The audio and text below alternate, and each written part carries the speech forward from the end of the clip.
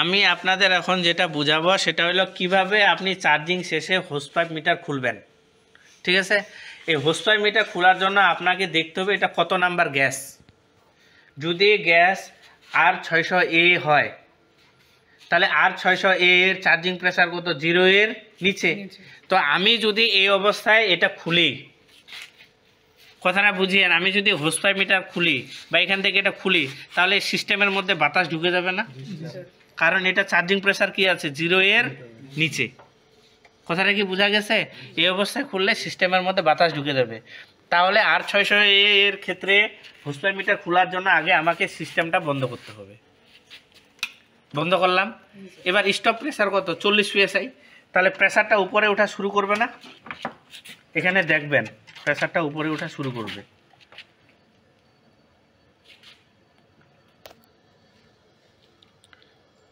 এটা charging pressure কি 0 এর নিচে।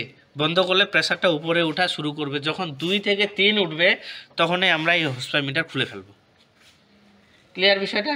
তাহলে আমরা একটু ওয়েট করি। এখন কিন্তু 0 বরাবর আছে, তাই না?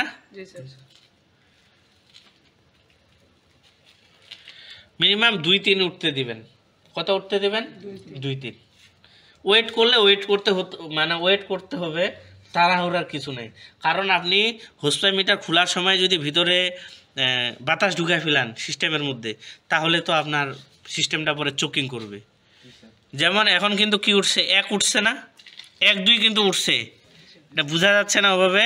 হ্যাঁ, তো যাক, আমি তাহলে এখন কি করব, এখান থেকে এটা খুলে ফেলবো। বিষয়টা কি বোঝা গেছে? এখান থেকে এখানে খোলার সময় কিন্তু অল্প একটু করে বের হবে, এর বেশি বের হবে না, কারণ পিন লাগানো আছে যে আমাদের। এরপরে আমি কি লাগাই দিব, ক্যাপটা লাগাই দিব। বিষয়টা কি বোঝা গেছে? এটা আমি খুলবো, শীত এতটুকু বের হবে, ঠিক আছে। এরপরে আমি কি লাগাই দেব, লাগাই দেব ক্যাপটা। ক্লিয়ার বিষয়টা? এই হলো খোলার নিয়ম। আর 134-এর ক্ষেত্রে আমি পরবর্তী একটা ভিডিওতে আপনাদের বলে দেব, ওটাও দেখে নেবেন, বা এটা ডিসক্রিপশন বক্সে আমি লিঙ্কটা দিয়ে দেব। তো এই পর্যন্তই।